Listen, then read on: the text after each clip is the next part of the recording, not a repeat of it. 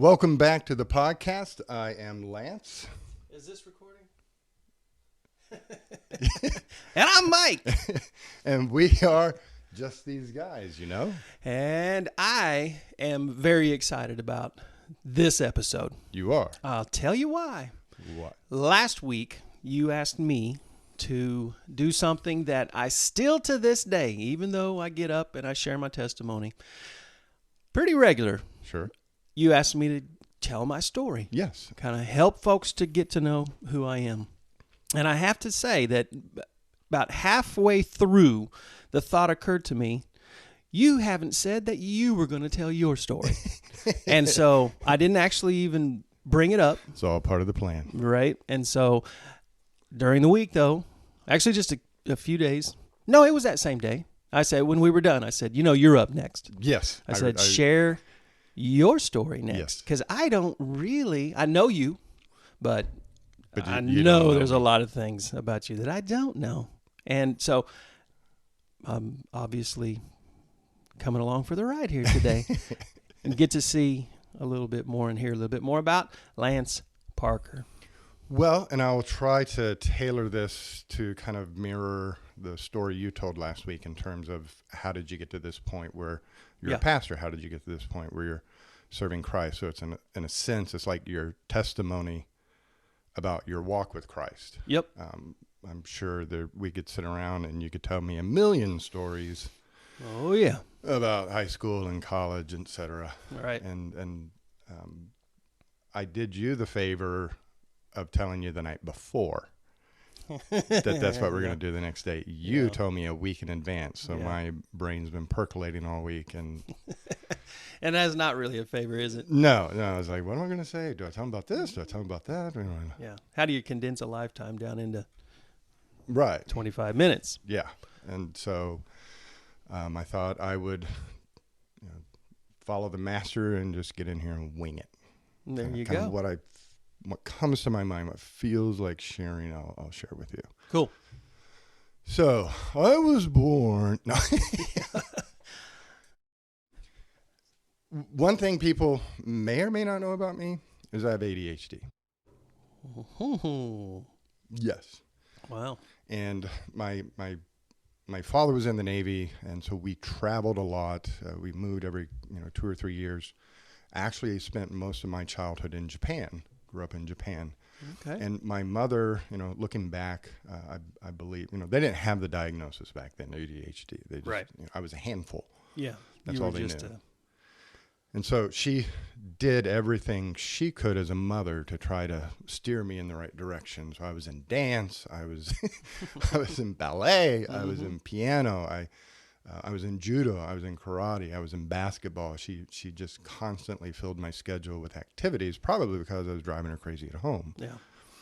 And he retired, and we ended up settling out in West Texas.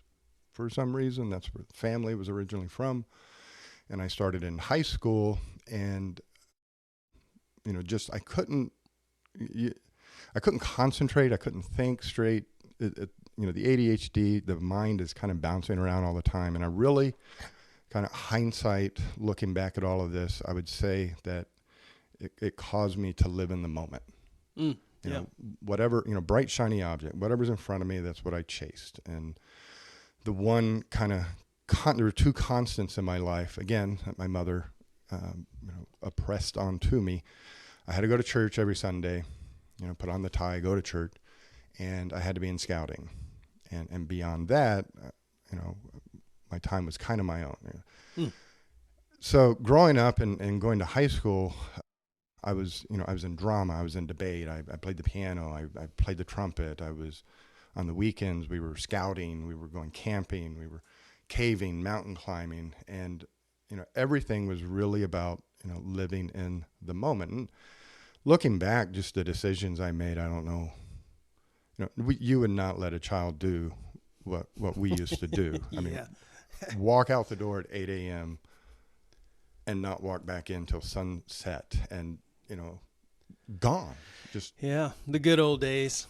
Yeah, when I was 15, me and a couple of friends loaded up in a car, drove from West Texas out to the mountains of New Mexico, the Lincoln National Forest, and walked in with a compass and some food we had packed, and we were gone for a week. Yeah. And our parents were okay with it. Wow. You know, just crazy stuff like that. Well, my senior year of high school, a moment came along, and I had a panic attack because suddenly I realized I was going to graduate. And I had zero idea what I was going to do after high school. Right. And that panic, that fear just set in, and I began to scramble. What should I do? What should I do? What are you supposed to do after high school? Nobody had ever talked to me about it. I didn't know what was next, or maybe they did talk to me about it. I just didn't hear it. Yeah. And so I really panicked, and I began scrambling, and somehow or another I landed a scholarship for acting. Which made a lot of sense because I kind of think back, my life was acting. I was insecure. I couldn't put two thoughts together. I didn't like myself. And so I would act like somebody that other people might like. And so I was the class clown. And so I went to college on this acting scholarship, but I knew that didn't pay the bills. Right. So I studied computers and trig and calculus, and lo and behold, proceeded to fail out of college. Yeah. Again, Welcome to the club. I wasn't prepared for that level of responsibility because I'm still living in the moment. And so every day, I don't want to go to school. Why go to school today? Oh, my friends are doing this. My friends are doing that. And so, again, panic. What do you do when, all else fails? You join the military. Sure. And so I kind of couched it in terms of family tradition. My father had been in the Navy. My grandfather had been in the Navy. My brother had been in the Army. A lot of family members had gone the military way. So I went in the military. And that was really a good place for me, I think, ultimately, because, being crazy, being a squirrel was kind of part of the job description. Drinking was part of the job description. Yeah. And, you really did need to heavily focus on the moment. And so I did a lot of growing up that first 3 years in the sense that I was able to, I guess, get some of it out. Just running amok, living this rock video in my head that nobody else saw, but it was cool inside my brain. And again, as the enlistment started to kind of come up and 4 years was winding down and all my friends are getting out, another moment where I stopped and thought, what am I doing? I own a surfboard, I own a skateboard, 20 pair of sunglasses, and my big plan was to go to Australia. I didn't have any money, I didn't have a job, I didn't have a passport, but I'm going to Australia. Yep. And so I sat down again and kind of tried to think through and think back to the words of my mother who had tried to instill responsibility into me, and I decided that I would re-enlist and pursue advancement in the military, in particular officer programs. My dad had been an officer, so I'm now going to pursue an officer program. Yeah. And I re-enlisted and was assigned to be a naval instructor. And the program I wanted to re-enlist for, the program I wanted to pursue, was canceled that year. So back to the drawing board again. What do you do? I don't know what I'm supposed to do. And so I dug in to more officers programs, but all of them required college courses. Okay. Yep. So now I'm really feeling like I'm trapped in a failure because I just got kicked out of college. Why do I think I'm going to be successful this time around? But there was something, and it's part of that ADHD motor that, once you get something in your head, you really got to drive and pursue it. And so just casting all care to the wind, I went down to the University of Hawaii and enrolled in classes. And they told me I have to take the SAT. Well, I haven't been in college in 3-4 years. I haven't been in high school in 5 or 6 years, and I really wasn't good at math anyway. And so a really shocking thing happened. It's like, well, I got to take the SAT, and I don't know much about math. Well, how do you learn about math? There's no YouTube. There's no Sylvan Learning Centers. Right. So I went to the bookstore and bought a used book on algebra. And I went home and I sat down on a Monday and I opened it up and I began reading. And then I did the homework at the back, and I got an 85. Wow. And I was pretty excited about that. So I started chapter 2. And by Friday, I'd done an entire book on algebra. Wow. And it was, a really kind of cool moment that I learned that I could learn. Right. Yeah. You could focus. And so I began my college career, and at any given point in time, inside my mind, there's 2 to 3 lines of thought going on. Right now we're talking, but I'm thinking about the cameras and how well they're working, and I'm thinking about the commercial we're going to put out, and I'm thinking about work. And these, I've just gotten used to the noise, and these are running all the time. And I've learned kind of how to capitalize on that. That when I'm interested in something, I'm going to pour 10 tons of energy into it, and I'm going to really put a lot of effort and energy into it. So when I kind of strike when the iron is hot, if I say, well, I get to that Monday, I will never get to it. Right. Yeah. And if I do have to get to something and I've put it off and I'm no longer interested in it, it is the worst, hardest job for me to get something done that I'm not interested in. Yeah. Worst case scenario is an ADHD procrastinator. Yeah. Yeah. It's just not going to work. I'm learning something here. So if something's put in front of me and I'm kind of interested in it, I do it at that moment. Sure. Because I will do it. I'll do it well. And if I put it off, it's not going to get done. And so I've learned to live life in my mind.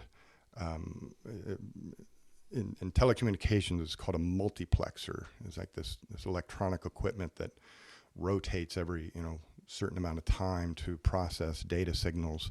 And so it's constantly rotating and processing signals. So it looks like 20 signals are going through, but it's actually a series of one signal at a time, but just every, periodic amount of times at 1.5 seconds, it's just rotating through. And so that's kind of how I process information is I try to multiplex. And so when something's in front of me and I'm interested in it, I work really hard on it, and I'll wait. Even if there's a deadline on something, I'll wait, because if I'm not interested in it, I'm not going to do well. Sure. And so I wait until I am interested. Yeah. And so I just, in fact, if you've been to my office, which you have been, have you noticed there's no desk drawers? I have not noticed, but as I think about it now, there are no. Yeah, if I put something in a drawer, it's gone. It's gone, out of sight, out of mind. That's why my drawers are stuffed, full of things that I'm always saying, I really need to go through that drawer. Okay. So along this journey, and I go to graduate school, which is another. There's so many stories. I end up getting out of the Navy, really for this reason. Stay in the Navy forever, another 12 years before I could retire. Yeah. But my life kind of revolves around, and this is my thinking, because West Texas, you farm, you work on oil rigs. My life revolved around, there were 2 types of jobs, those you did with your back and those you did without your back. Sure. And so in college, I began to see that there were other jobs, and psychologists were coming to me saying, hey, have you ever thought about pursuing graduate studies and becoming a psychologist? And I'm like, no. Yeah. That was boring. You guys are boring. Yeah. But Dr. Fujinaka said one day in class, psychologists charge $100 an hour. I'm like, what? Mm-hmm. Wait a minute, you say that again? Yeah. And he said they charge $100 an hour. And I said, to do what? And he said, well, to sit and listen and analyze. And I'm like, so you get paid $100 to sit? Sign me up. Not use your back? Not use your back. That was really, how I decided to become a psychologist. That was literally it. Here's awesome. A job I can do without my back, sitting down. Yeah. So I got out of the Navy. I applied. I rolled the dice. I was accepted to graduate school. And here's this kind of squirrely, impulsive military dude from West Texas going into academia. And you think woke stuff is bad now? It was born in psychology graduate schools. And I was hit in the face with just an entire new way of thinking and approaching the world with political correctness and all of these other concepts I'd never heard of. And it was just a struggle. The academics were more difficult. I didn't want to do student loans, so Right. I worked as a janitor. I worked at a hospital on the weekends. I taught 2 classes. I had 10 to 15 clients I had to see through the clinic, and I had my classes. So I was, just working 100, 120 hours a week. But that's kind of the way I function. Sure. If I can't sit still. Yeah. And my wife will testify, if there's a movie on, I'll be standing. Mm-hmm. Yeah. Or I'll be watching the movie, but I'll be fingering my guitar. Right. There's always got to be a couple of things going on for me to focus. So I get through graduate school, and, part of this drive in the background, ever since high school, was that insecurity. Okay. That the jocks are better than me. The other kids are smarter than me. The guys in the military, they're higher ranked than me. They're better than me. They're fleeters. Officers are better than me. And then I go to graduate school, and all these students are smarter than me, more sophisticated than me. The professors are so much more self-assured. And I get my doctorate, and I'm like, I don't feel any different. Yeah. I'm still that squirrely Still 18-year-old me. kid. Yeah. And the 3 big phases, hindsight, that my life kind of went through is early on in life, I was doing things for no reason. It was just, living in the moment for the day. And then there was this transition at some point, really in the military, where I started trying to live life how it's supposed to be. You're supposed to go to work. You're supposed to pursue promotions in the military. You're supposed to pursue promotions at work, higher education. Yep. All the cultural expectations. And so I'm doing everything I'm supposed to do, and it's not helping. I'm not happy. I keep looking down the road. When is it going to get better? Right. And my son is born, and that was, a whole nother. Now I'm supposed to be a father. I'm supposed to be a good dad. I don't know how to do those things. And, Yeah. the pressure was mounting in different areas, and my heart was always in a good place. I was always really trying really hard, but I just did not ever feel like anything was clicking, anything was working, and inside, I didn't feel like the labels that were coming from the outside. I didn't feel like a doctor. I didn't feel like a father. I didn't feel good about who I was or anything. And so there came a second shift in all of that, where I do it for others. Big shift. Now, and this is born out of a misunderstanding of religion and the Bible, because I've been in Sunday school since I was 5. I can remember the little the Gideon Bibles. Yep. And I have like 20 of them. Yep. Every year I would The get another pocket one. Bible. Yeah. So I had this basic understanding of the Bible and spiritual concepts and religion, and from a Baptist kind of perspective, what you're supposed to do, what you're not supposed to do. Right. And so I'm like, okay, well, you're supposed to serve others, So there was a period in my life where I, put myself second, and I did things, for other people. And it wasn't right for me to pursue happiness or joy. Mm-hmm. It was others' comfort and satisfaction and joy. And if they're At the expense of yours.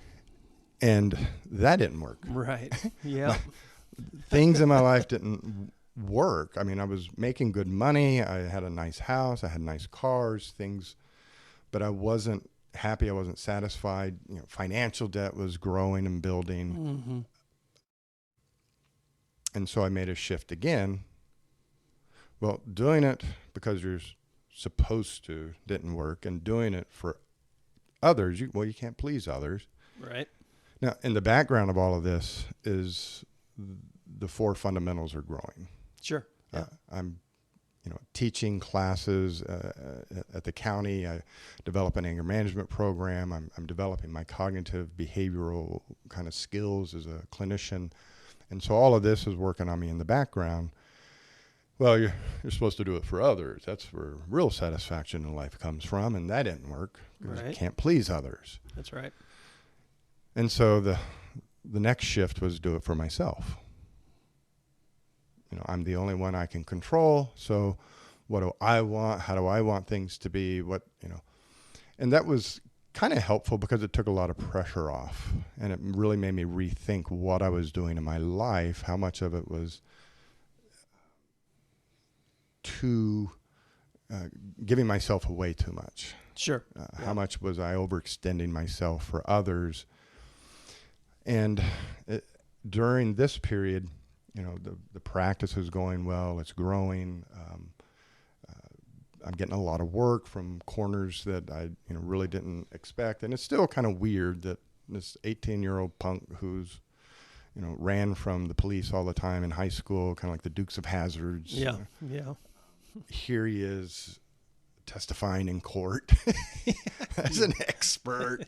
Yeah. Like, you don't know me. Yeah, that had to be weird on the inside.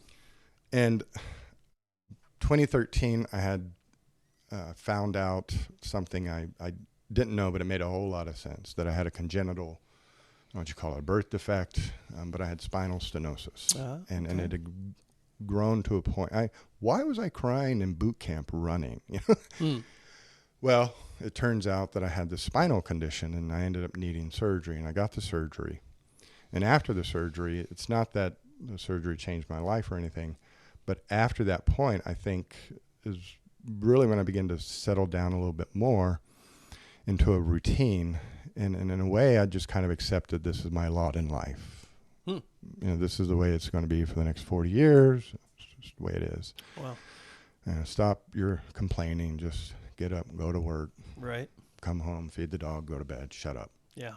Imagine how many people are in that position. Well, part of my morning routine was I would get up and watch the news, have a cup of coffee, and being a squirrel, I can't stand commercials, so when one newscast would go to a commercial, I'd go to another newscast, flip around channels, and I ran across this televangelist, and he was saying some pretty wacky stuff. Mm-hmm. Now, again, along this whole journey, what I haven't mentioned is every 2 weeks, every week, I would go in and sit down and get counsel with a pastor. Okay. And I've mentioned him, Dennis Wallace. Mm-hmm. Great guy, really helped me in many, many ways grow as a Christian and as a man. Absolutely. But as I began to listen to this televangelist, he was saying some crazy stuff. And I'm like, oh my God, am I going to go to hell for listening to this guy? Right. Yeah. But those, again, the squirrel brain, he would say something, and then all week it would percolate in the back of my mind. Yeah. And finally, to get it out, I had to go to Dennis and ask. Yeah. I'm like, hey, this guy, not that I believe him or anything, but he's saying some crazy stuff like, we're not under the law. Yeah. And Dennis is like, well, that's true. Yeah. I'm like, what? And he said that I'm equal to Jesus Christ. And he said, well, you are a co-heir to the throne with Jesus Christ. He is the Son of God. You're a child of God. You're brothers. Right. So in that sense, you are equal to Jesus Christ. I'm like, this is mind-blowing stuff. And I've read the Bible, and I've sat in church. And Sure. And so I began to listen to this guy because I could every day. And that's, kind of key. If I can stay in something.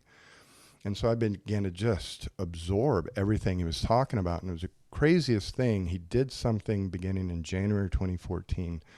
It was life-changing to me, and he's never done since. And I've tried to figure out how to get that program that he did. But from January 2014 to June, he walked through the entire Bible. Yeah. From Genesis to Revelations. He walked through giving a layman's explanation of stuff. In a sense, he was giving us the message version of the Bible. Yeah, that's and he cool. would, King James, NIV, and he would say, this is what it's saying. And he would walk through it all. And it was just, I felt like I went to divinity school. I had so much learning happen in that period. And that was when I made the final shift in my life.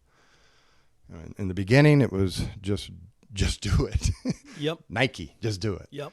And I, jump out of cars and, do crazy stuff. And Whatever comes to mind. then it was, do what you're supposed to do, and work hard and go to school. And then it became do it for others. And then it became do it for yourself. And that final shift was maybe I ought to be doing it for him. And that was when everything in life changed. Yeah. Everything changed. I mean, all the problems and stressors that I was dealing with up to that point shifted, and answers came, and things got taken off my table, and the pathway got cleared, and problems were no longer problems. Problems became opportunities, and, just major shifts began to occur in my life. And that was about the time Dennis retired, and I had to find a new church. And Tish and I were, church shopping. Yep. And she knew about your church, and she had gone to it in the past. So we went there, and it was like coming home. Wow. I mean, I just really felt, because every day is like, okay, what do you want me to do today? Yeah. I know what I want to do. Mm-hmm. And I think I know what I should be doing, but what do you want me to do? Yeah. And that is where I met you. And that's where you and I began to kind of take that information from the classes and condense it and pull it in. And it has been, the greatest, 6 or 7 years, the most productive, in my mind, the most productive 6 or 7 years that I've ever had. And I've been the most satisfied, the happiest in my entire life. Wow. There's no more insecurity. There's no more fear. There's no more worry. That's in a rapid fire nutshell. That's kind of how I got to this point. Wow. And one of the things he did for me was he showed me how to harness the power of ADHD. You bet. That when we were talking in the past about how not to think about things. Yeah. Well, I learned early on how to stand still, by clenching my toes and flexing my back and pouring that energy into my posture, but that motor's still running and the thoughts are still bouncing around, and I nod my head and I look in the eye, but I'm not thinking about you. Well, he helped me see that all of these things, there's power in this. So as we're doing this, my mind's working on something at the office. Sure. And when I get to the office, I'm 3 steps ahead. There's still pitfalls. I forget things every day. I walked out of the office yesterday without the laptop that I needed this morning. Yeah. In the past, we've been in here. I've forgotten to turn on the record. Yeah. Yeah.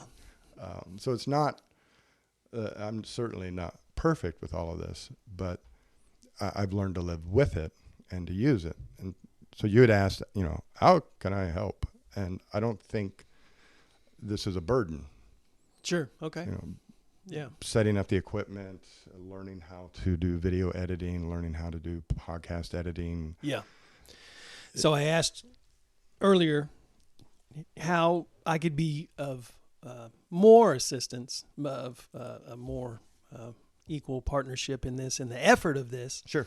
I made a analogy at church of a pregnancy where I feel like I've given the male's version of the input, and now you're carrying the baby, which is a terrible analogy for two guys to stand here. When you said that, 3 people walked by, and I was wondering what they heard and what they were thinking. Honey, we're at one of those churches. Yeah. Well, so that's awesome. I really appreciate you sharing all that. There's a lot of that I did not have any idea about. It also helps me to appreciate what we're doing here. Very clearly, if you're watching on YouTube, we are both ADHD. I have not stood still for a second. Right. And my mind has been 1,000 different places. But I heard what you said, because it's very, very interesting, and our stories are there for us to be able to surrender and let God use them. And what I'm excited about is what God's going to do with this. Yeah. And that we have a new chapter has been turned, a page has been turned, and we get to experience a whole nother chapter of what we can experience with a front row seat of what God is doing. So that's exciting to me. And from just these guys, two perspectives that we are literally nothing special. Only in Christ are we special. And it's just these guys, you know. And I don't know why well, I do know why Squirrel, Hitchhiker's Guide to the Galaxy. Oh, yeah. The name came to my mind. But when you were reading scripture last week in 1 Peter, mm-hmm. and, Paul said, God's done with the proud. He just, you said something about he just wants your plain self. Yeah. And that clicked. Sure. We're just these guys, and that's where we're meant to be. Absolutely. Just for us we've learned, right? We've learned, but when it comes to some of our folks out there that we could in academia and all that, we're just unlearned, normal. Well, and that's the crazy part, and I don't know if you kind of share this perspective of your life, but when I look at it sometimes, it's like when I started out in life, 17 years old, graduating high school, I shot out the house like a rocket going somewhere. Yeah. And what I have found is I'm back to the beginning. Sure, absolutely. And where I'm do best, where I'm happiest, where I'm most fulfilled, none of that stuff that I thought, the world offered provided any of that. And it was almost like I had to go through all of that to get back to the beginning. And I think, too many people, you see them sitting in church or sitting in the audience at a seminar, too many people are pursuing happiness and meaning and purpose and joy and relief, but in a sense, they're pursuing it from the world. You bet. What do I do to feel better? Maybe I should move here. Maybe I should take that job. Maybe I should get a divorce. Maybe I should get married. They're pursuing things, but their pursuit of happiness, which we have the complete freedom to do, their pursuit is not bringing them the happiness that they're wanting. It's moments, right? Moments of relief and moments of happiness, but those fade. And in the Bible it says, if you do these things for your glory, well, there you just had it. Right. There's your glory. Yep. But if you do these things for heaven, your glory will live forever. Yeah. Seeking the kingdom first. Knowing what the most important relationship is. And it's a challenge to get there, and we all battle it. Just about the time we think we're there, we realize we got a ways to go. But I tell you what, I can speak for myself, and I think I can speak for you. We might not be where God wants us to be, but we're a lot further away from where we were. And thank God for that. Well, and Paul said, yea, though I have not achieved all that has been laid out for me, I press on towards the goal. Yeah. And that's the exciting part for me, is I don't know where this journey goes. Yeah. I'm really enjoying the ride.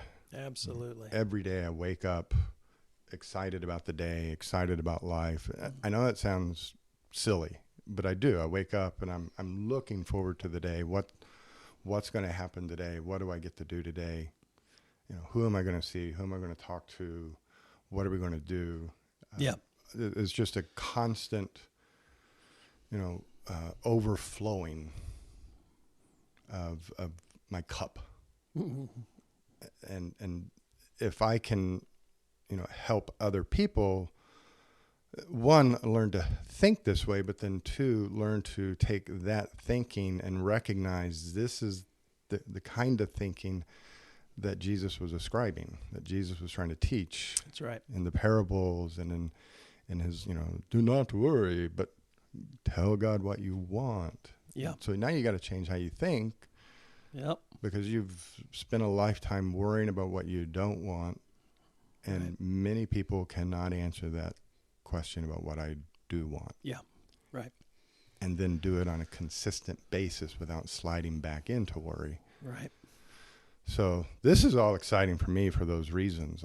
I've gone through this journey to arrive at this point, and I've made so many. You were talking in church the other day about all the money that you wasted, Right. and if you had it now, Yeah.